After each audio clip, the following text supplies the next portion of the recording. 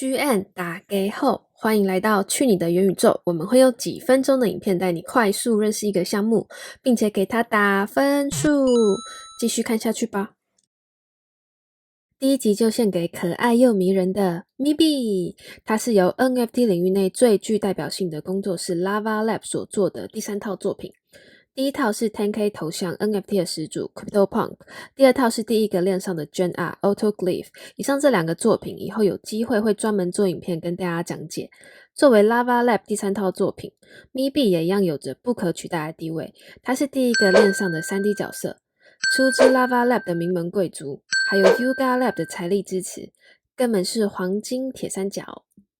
让我们直接进入重点，在2021年5月3日诞生的 MIBI 总量有2万只，接下来会由普通到稀有一一介绍。最普的人类有18881只，是最亲民的入门首选。接着是最受欢迎的种族，是只有711只的小猪。可爱动物区还有更稀少的大象，只有256只。紧接着进入人工智慧区，机器族只有72只。再来是时尚界最爱的骷髅族 AKA 骨头人，只有57只。接着是远道而来的绿皮肤外星人，掌声欢迎这18位客人。压轴是最稀有的标本族，只有5只。以上就是 MIBI 7个种族的介绍。接着也介绍几个人气特征，有 3D 眼镜、口罩、变形虫头巾、金项链，有分成男女款，全套西装、帽 T， 其中以 Hoodie Up 最热门，还有这个也很热门，而且官网上有卖实体的哦。迷幻嬉皮 T， 蓝色迷彩，尤其是全套的更稀有，总共只有29套。Glyph T， 刺青，有分双手跟单手，其中单手的刺青更为稀有。可爱女生的双马尾发型，还有各种不同的发色。这边补充一点，其中人类又分成男生跟女生，不是胸前突突的就是女生。分辨性别可以由肩膀跟脸的大小来看，90度直角肩，脸大一点的是男生，45度斜肩，小脸的是女生。别再傻傻分不清啦。故事开始之前，先来到刚提到的 Autoglyph， 来自 Lava Lab 最早的链上 Gen R， 而 Protoglyph 就是 Autoglyph 的手稿，故事就从这幅作品开始。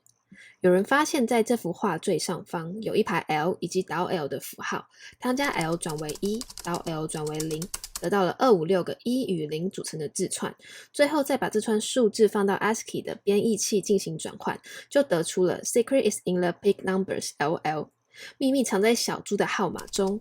当时推测 LL 应该是 Lava Lab 的缩写，但究竟什么是小猪的号码呢？如果从 Lava Lab 所有作品中提到小猪，一定会想到 MIBI。有了这个线索之后，他开始对小猪 MIBI 进行解谜。经过不断的抽丝剥茧，最后他发现有64只球衣小猪，而且号码都不同。经过一连串的解码，发现这串数字其实是一串以太坊私钥，里面有一只编号2858的小猪 MIBI 作为彩蛋奖品。你以为彩蛋只有这样吗？看好咯 ，One of One 猪王降落。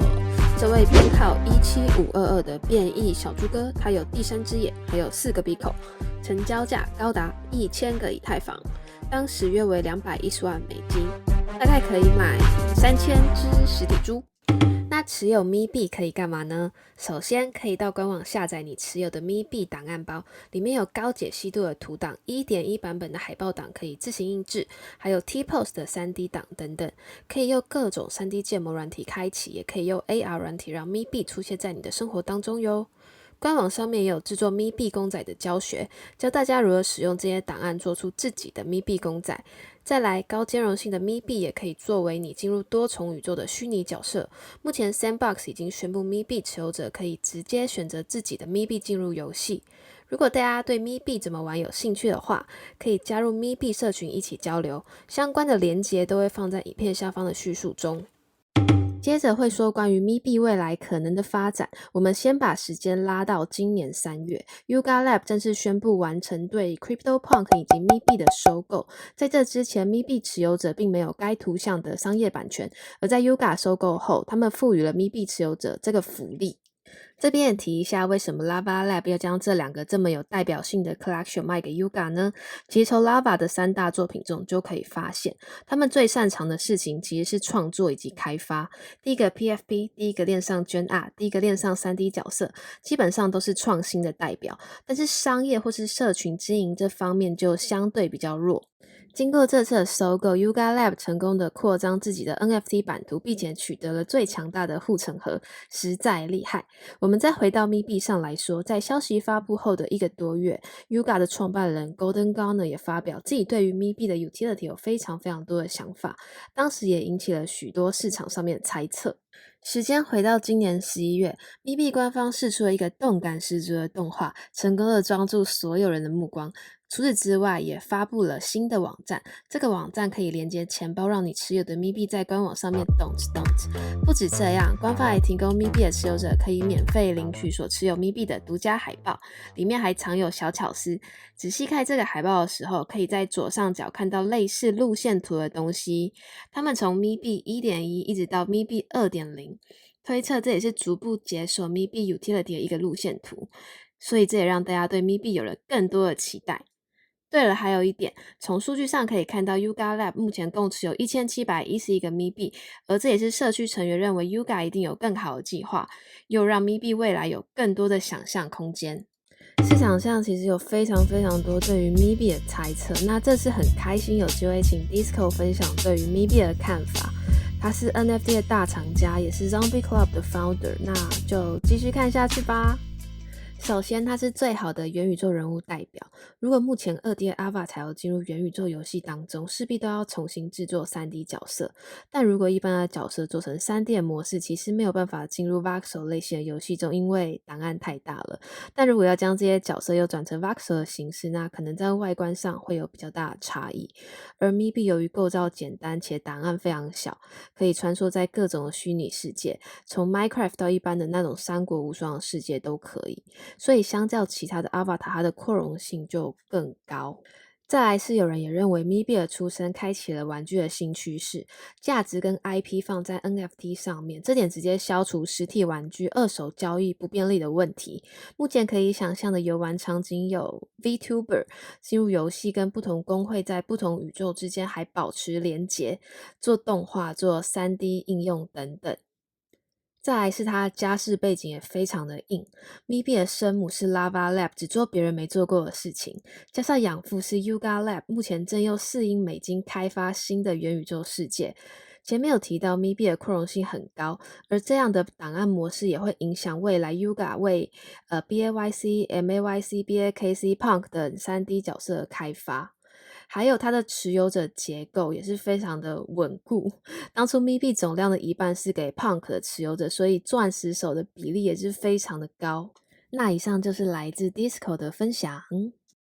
我们也找了有 MIB 的朋朋们逼问他们到底怎么挑的。